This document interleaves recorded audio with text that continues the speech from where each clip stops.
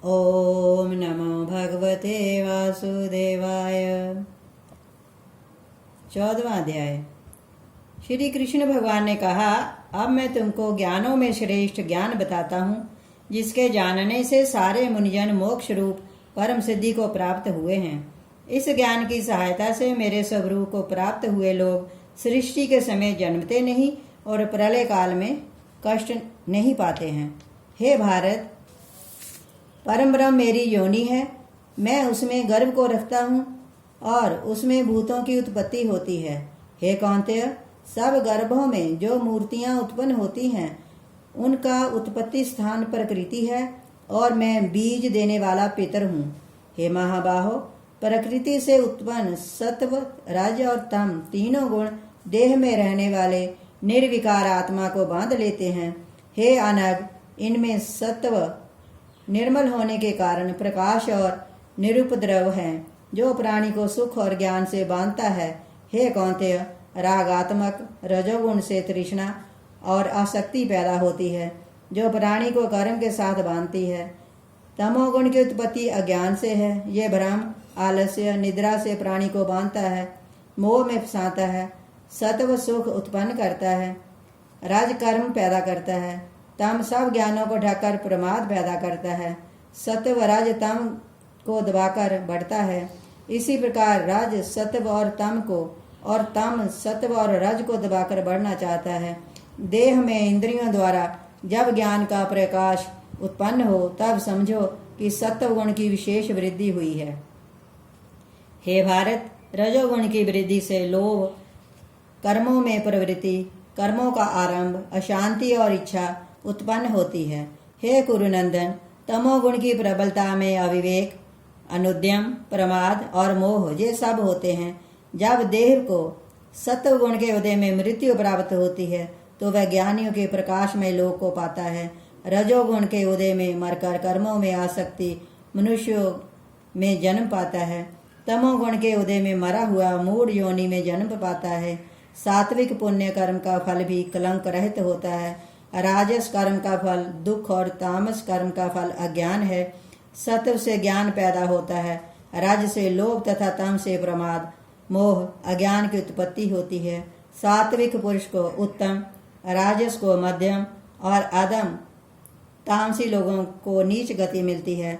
दृष्टा गुणों से अलग अर्थात निर्गुण साक्षी मात्र आत्मा को जान लेता है, वह मेरे रूप को प्राप्त होता है। जो शरीर में पैदा होने वाले सत्व, रज, तम इन तीनों गुणों को जान लेता है, वह जन्म, मृत्यु, बुढ़ापा व रोग से छूटकर मुक्ति पाता है। अर्जुन ने पूछा, हे प्रभु, कैसे मालूम हो कि अमुक मनुष्य से तीनों गुणों को पार किया? तब किन उपायों से वह इन तीनों गुणों को छोड़ता है? श्री कृष्ण बोले, हे पांडव, प्रकाश और प्रवृत्ति और मोह ना होने से जो दुखित हो और निवृत्त होने में उनकी इच्छा ना करे, उदासीन मनुष्य के बराबर जिसे सुख दुख समान हैं और गुणों के कर्म होते ही रहते हैं, ये जानकर जो निश्चिंत रहता है, कभी विचलित नहीं होता, जिसको दुख सुख और मिट्टी पत्थर, स्वर्ण प्रिय और अप्रिय, बुराई और भलाई समान है, जो धीर है, जिसने सब बिखेड़े छोड़ दिए हैं, उसे गुणातीत कहते हैं।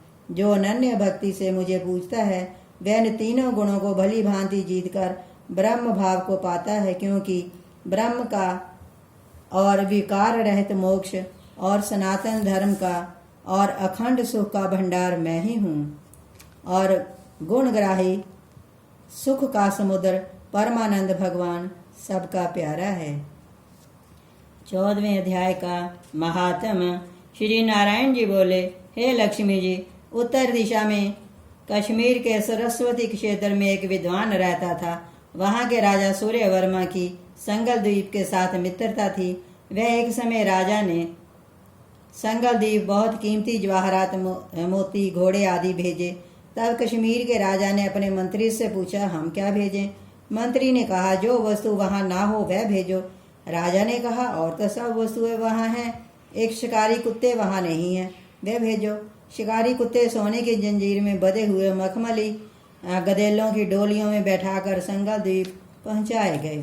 कुत्तों को देखकर राजा प्रसन्न हुआ और कहा, ये शिकारी कुत्ते यहाँ नहीं थे, ये मेरे मित्र ने बहुत अच्छा किया, हम शिकार खेला करेंगे। एक दिन राजा शिकार खेलने गया। एक और राजा के साथ शर्त बांधी। सब राजाओं ने अपने कुत्ते छोड़े। एक शशक निकला, उसके पीछे कुत्ते दौड़े। सब कुत्ते पीछे रह गए। संगलदीप के राजा के कुत्ते ने शशक को पकड़ा। लोगों ने शोर किया। कुत्ता पीछे रह गया। शशक फिर भागा। कुत्ते के दांत उसके लगे थे। रुधिर टपकता जाता था। भागते भागते वन में एक कच्चा तालाब पानी से भरा मिला। उसके तट पर कुटिया में एक तपस्वी रहता था। उस तालाब में शशक जा गिरा। कुत्ता भी उसके पीछे जा गिरा। राजा भी घोड़ा दौड़ा कर उनके पीछे ही पहुंचा। देखा तो दोनों मरे पड़े हैं और देवदेही पाए बैकुंठ को जा रहे हैं। राजा को देखकर दोनों ने कहा, राजा तू धन्य है, तेरी कृपा से हमने देवदेही पाई है। राजा ने पूछा, ये कैसे? उन दोनों ने कहा, ये हम नहीं जानते। इस जल के छूने से हमें ये देवदेही मिली है। राजा ने तपस्वी को नमस्कार करके पूछा, हे संत जी, शशक और श्वान इन दोनों का जल के स्पर्श करने से उद्धार हो गया, ये वार्ता कैसे है?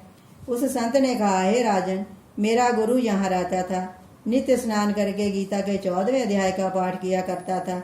मैं भी यहाँ स्नान करके गीता का पाठ करता हूँ।